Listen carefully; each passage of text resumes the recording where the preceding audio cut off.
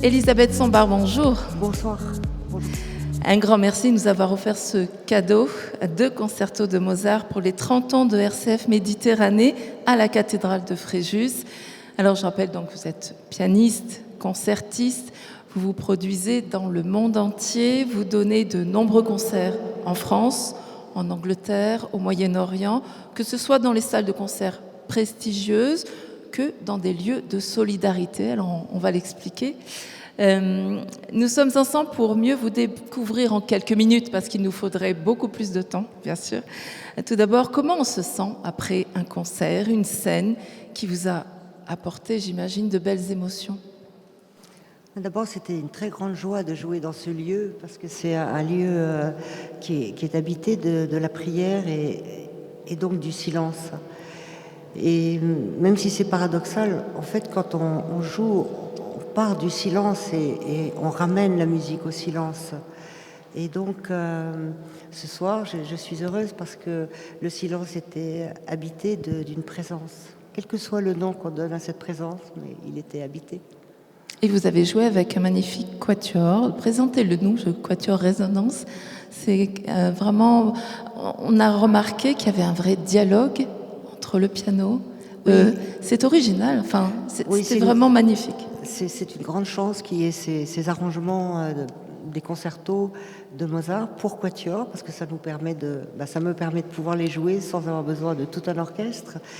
Mais il y a une grande complicité entre nous, parce que c'est des musiciens qui sont, comme on dit, sur la même longueur d'onde. Et puis on a joué ensemble les concertos de Beethoven, les concertos de Chopin. On a fait beaucoup de choses déjà ensemble, et donc on respire ensemble. On l'a vu. Et la respiration est très importante. En vous remarquant tout à l'heure jouer, ça faisait partie de mes questions plus tard, mais je vais vous la poser maintenant. Vous respiriez, vous étiez en train de parler, de vivre, d'interpréter, de vivre le moment. Expliquez-nous justement pourquoi la respiration est si importante. Moi, j'ai un frère jumeau qui est danseur étoile. Et souvent, je me suis dit qu'il faisait plus le même métier que d'autres pianistes que je connais. Parce que, en fait, le geste est une conséquence d'un mouvement intérieur et il ne s'arrête pas dans l'air, comme le son ne s'arrête pas. Il y a quelque chose qui se continue à travers le souffle. Et si le son, la phrase, n'est pas né du diaphragme, n'est pas né d'une respiration, alors le geste est mécanique, il n'est pas épiphanique. Le geste devient épiphanique quand il est débarrassé de la peur et quand il est la conséquence d'une inspiration qui est reliée, en fait. Une inspiration reliée, ça veut dire une prière, peut-être. Une inspiration reliée... Elle communie à quelqu'un de plus grand, de plus haut? C'est de savoir que tout dépend de nous, tout en sachant que ça ne dépend pas que de nous. Et quand vous jouez, ça ne dépend pas que de vous? Non. Dites-nous en plus. Non. Ça, vous aimez en parler, hein, parce que justement, vous avez cette dimension que l'on aime chez vous, véritablement, qui peut-être vous différencie des autres artistes, pianistes, parce que vous avez ce côté, dimension spirituelle, que l'on retrouve peut-être pas ailleurs, et pour vous, qui est vraiment une dimension tellement immense que vous voulez transmettre aussi. En fait, la musique et un concert comme ce soir nous apprend nous fait vivre qu'il y a un temps musical qui n'est pas le temps chronologique normal qu'on connaît. Hein, ça commence et ça se termine, on ne sait pas combien de temps ça a duré. Donc le temps musical, c'est déjà une première expérience de la transcendance du temps qu'on connaît normalement. Et donc ça veut dire que la musique est une porte, un chemin d'abord royal. C'est Haydn qui disait, je crois que la musique classique, c'est le bruit que fait la porte du paradis quand elle s'ouvre. Alors, il ne faut pas faire de la musique classique une idole, mais si c'est déjà pas mal, on est quand même très très près. Hein.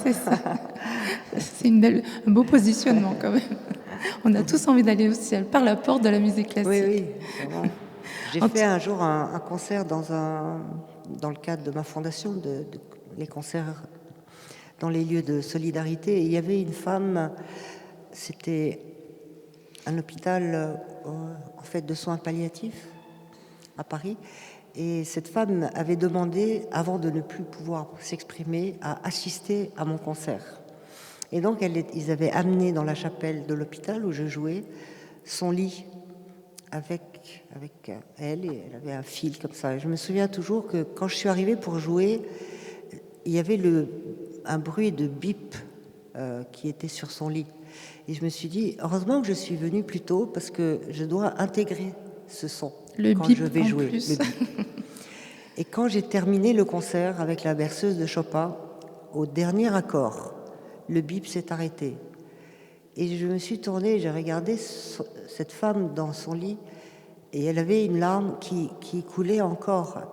Et elle était comme dorée, elle était comme transfigurée. Et je me suis dit, elle est rentrée par la porte du paradis avec la berceuse. Et ça m'a justifié toute ma vie, au fond. Ouais. Vous parlez très souvent de cette beauté mystérieuse de la musique classique, mais il y a donc la musique et le spirituel sont intimement liés. Le piano se révèle aussi mystérieux. Dans votre livre La musique au cœur de l'émerveillement, chez Lattès, vous dites « Le piano nous restitue notre cœur comme il est, c'est notre miroir de l'âme », c'est-à-dire. En fait, je pourrais vous montrer. Ah bah avec plaisir, vous voulez. Quelques notes. Le son, si on est méchant, le son il devient méchant. Si on est dur, le son est dur. Si on est étriqué, le son est étriqué. Si on a peur, le son a peur. C'est un vrai révélateur. C'est un miroir direct. Et puis notre corps aussi, il est l'instrument. On le travaille beaucoup, mais quelquefois c'est pas fluide et on ne sait pas pourquoi. On a pourtant tout travaillé, la respiration, la détente, mais le corps tout à coup veut dire autre chose. Et alors il nous ramène à ce qui est tellement difficile, qui est l'humilité, et de toujours se rappeler que on est un être de finitude, à la fois d'infinitude mais aussi de finitude. Et le piano nous montre tout ça, toujours avec beaucoup d'exigence. Vous avez donc une école, vous transmettez au travers des écoles, de la Fondation en Résonance, c'est une de ses missions, on va y revenir. Justement, vous parlez beaucoup de la puissance du son et du geste. En quelques mots, qu'est-ce que la phénoménologie? Parce que ça nous intrigue quand même. Ça vient de mon maître qui s'appelait Sergio Cilibida, qui était un très grand chef d'orchestre, et c'est le premier qui a vraiment initié l'étude de la phénoménologie du son. Alors c'est l'étude, ça fait un peu pompeux de dire ça, mais c'est tout simplement l'étude des phénomènes sonores, de comment ils sont directement liés à notre affect, et de comment écouter et comprendre la logique sensible des phénomènes sonores pour créer l'unité. Parce que les sons peuvent être successifs, on peut jouer des notes, et puis il y a une manière de les jouer qui les fait entrer dans une simultanéité de l'un. Et tout le but de toute vie, c'est de faire un avec son geste, avec la musique qu'on doit révéler. D'être unifié. Et d'être unifié, et de ne pas vouloir se dire soi-même. Vous voyez, il y a deux chemins. Celui qui utilise la danse ou la musique pour dire qui il est, et celui qui utilise pour dépasser ce qu'il est. Parce que la musique est toujours plus belle que nous, finalement. Et ça, c'est un chemin qui n'est pas facile, parce que ça demande de s'affranchir de tous les mois, comme disait Maurice Zindel, du moi social, psychologique. C'est tout un cheminement. C'est un chemin, oui. C'est vraiment un chemin. Merci beaucoup. Nous allons justement continuer la deuxième partie de notre émission spéciale Elisabeth Sombail à l'occasion des 30 ans de RCF Méditerranée. Vous avez dédié votre vie, vous dédiez toujours votre vie à la musique, au partage et à la recherche pédagogique, on vient de le voir. En parallèle de votre activité de soliste, vous avez fondé en 1998 déjà la Fondation Résonance, qui est présente dans 7 pays. Rappelez-nous ces missions, justement, rapidement. La mission de la Fondation, justement, c'est de porter la musique classique à un haut niveau dans tous les lieux où la musique ne va plus. D'ailleurs, ça s'est fait parce que un jour, j'ai rencontré une dame qui venait toujours à mes concerts. Et un jour, elle est venue, j'avais 21 ans, et elle m'a dit « Je ne pourrais plus venir à vos concerts ». J'ai dit « Mais pourquoi ?» Elle me dit « Parce que je dois rentrer dans un EHPAD ». Et moi, je ne savais pas ce que c'était un EHPAD. Alors je lui ai dit « C'est pas grave, je viendrai moi ». Et ça a commencé comme ça. Et ça a commencé comme ça. Tout ce que j'ai fait n'a pas été fait par moi, mais par une demande d'amour dans une rencontre, dans une relation. Oui. Donc on fait plus de 500 concerts dans les lieux de solidarité. Par an? Par an, oui. Donc depuis dans tous les pays. 24 ans, ça depuis commence 30 à ans. faire... Depuis 30 ans. Depuis Ouais. 30 ans. Oui, j'ai passé 60 ans. On ne le dirait pas. La musique vraiment vous rend belle. Et justement, après tous ces concerts, est-ce que vous vous sentez avec une mission particulière? Vous vous sentez d'autant plus... Vous parliez de sens tout à l'heure. Ça fait sens pour vous, au-delà des concerts peut-être plus prestigieux, plus... voilà. Est-ce qu'il y a une différence ou c'est la même chose? Au début, quand j'ai commencé, je croyais que les pauvres étaient dans ces endroits-là. Après, j'ai découvert que les vrais pauvres sont dans les salles de concert. Donc, parce que la pauvreté et la souffrance intérieure, le vide intérieur touche toute la population, surtout les riches, finalement. C'est ce que j'ai découvert. Donc, je ne fais pas de différence entre jouer à l'hôpital ou en prison ou dans un camp, comme maintenant j'ai fait, ou ici ou à Corto la semaine prochaine. Pour moi, c'est la même chose. Mais vous faites des fabuleuses rencontres. C'est ça qui doit changer peut-être. En termes de public, en termes de circonstances peut-être pour jouer. Les conditions ne sont pas les mêmes qu'un... Mais finalement, tous les êtres humains ont le même cœur. Ils pleurent pour la même chose, ils rient pour la même chose. Ils regrettent de ne pas être mieux que ce qu'il est. Moi, j'ai passé ma vie à regretter de tout. De ne pas être assez bien, de ne pas jouer assez bien, de ne pas faire assez bien ci, de ne pas...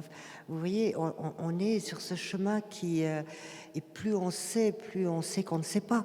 Et l'infini s'ouvre devant nous et nous apprend la compassion. Et c'est ce que je dois apprendre sur moi, pour moi. Je n'en ai pas du tout.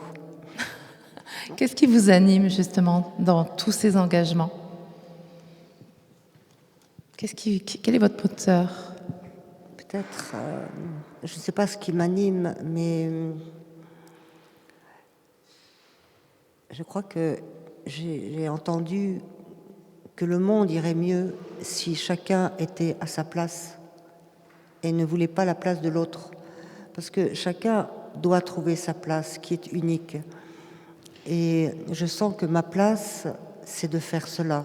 Je ne sais pas pourquoi. Je trouve ça difficile. Je préférais être coiffeuse, avoir mon samedi dimanche. Je ne sais pas. Mais ça vous dépasse quelque part ? Ça me dépasse, mais je réponds tel un bon soldat du Christ qui se réveille chaque matin. Avec le cœur. En disant avec le cœur. Allez. Mais Elisabeth Sambart, il y a quand même une urgence à communiquer avec la musique classique, à tout un chacun. Vous le disiez tout à l'heure, la musique classique peut mener à la compassion, à la douceur, à la paix, à la joie, pourquoi pas ? Elle mène surtout à une consolation éternelle, parce que je pense que la chute dans laquelle on vit, cette brisure de symétrie, est quelque chose qui nous a coupés en deux. On se souvient, on a la nostalgie d'un paradis perdu, d'une unité qu'on essaie de retrouver en nous-mêmes et ensuite avec l'autre, avec un petit A et avec un grand A. Et une vie entière sert finalement à cela, non ? Il faut au moins une vie, oui, tout à fait. Oui. Une vie riche, en tout cas tournée de disques et de CD que nous vous invitons justement à retrouver à la fin pour la vente de CD. Quelle est votre actualité en ce moment? Mon actualité. Il y en a beaucoup. Là, vous revenez de Londres, je crois.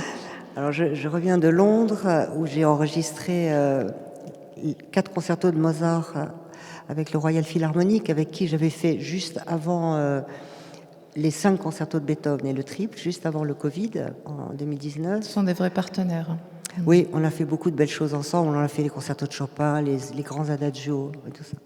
Donc c'était un moment magnifique la semaine dernière. J'ai réussi à me faire un panari juste avant l'enregistrement. Ah, oui, parce que c'est ça le corps. C'est ça, ça Le corps prépare les excuses, Il y a si du jamais. combat. Je ne vois pas Mais de quoi vous tout parlez. s'est bien passé, tout s'est bien passé. Puis j'étais au Liban, dans notre filiale de résonance au Liban. Expliquez-nous, voilà, le Liban. Nous offrons là aussi la musique classique dans tous ces lieux. On va jouer dans les camps palestiniens qui sont à Beyrouth et en dehors.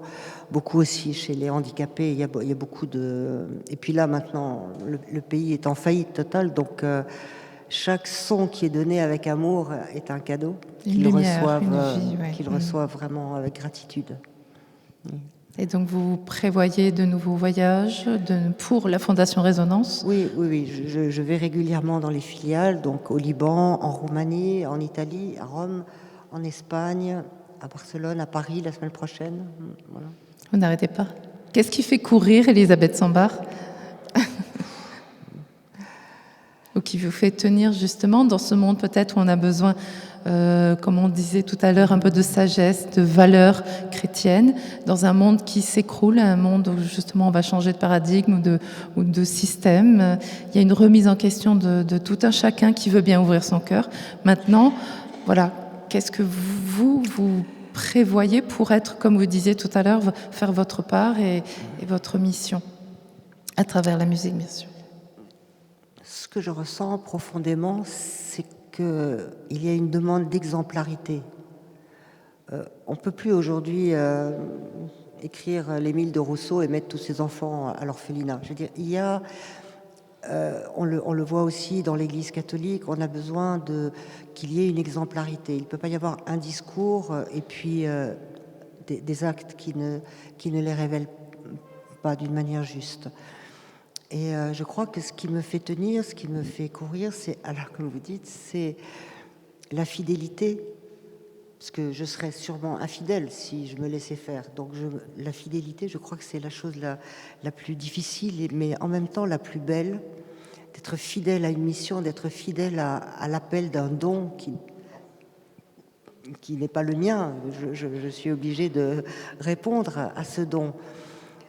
Et puis depuis qu'on est petit, vous savez, on a un don et on n'a pas envie de partir en vacances, on doit travailler, il y a de la passion.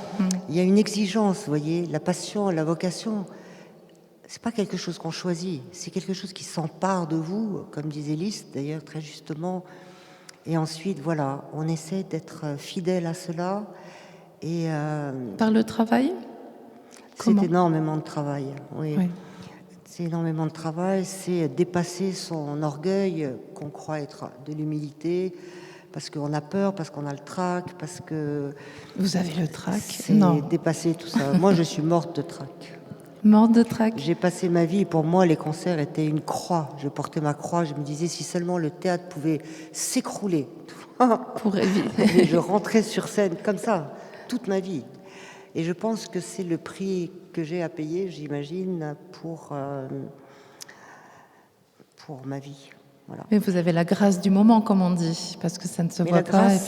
La grâce, c'est pas quelque chose que vous commandez. La grâce, bien sûr, fait partie se conjugue avec la gratitude et avec la gratuité d'ailleurs. Et donc, quand la grâce arrive, alors, oui. C'est cadeau. Dernière question. En 2006, vous avez été élevé au rang de chevalier de l'Ordre national du mérite pour l'ensemble de votre œuvre. Et en 2008, chevalier de l'Ordre des arts et des lettres pour votre carrière artistique. Que peut-on vous souhaiter pour la suite? paisiblement, vivre en toute sérénité. En tout cas, j'ai ni prix, ni médaille, ni rien, parce que ça, c'est... Mais me souhaiter peut-être justement d'avoir les forces de continuer à travailler sur la confiance en soi et de rester humble toujours. La joie se partage sur RCF, c'est notre slogan. Une joie à partager à nos auditeurs. Elisabeth Sambart. Merci, c'était une joie pour moi. Merci beaucoup. On peut l'applaudir.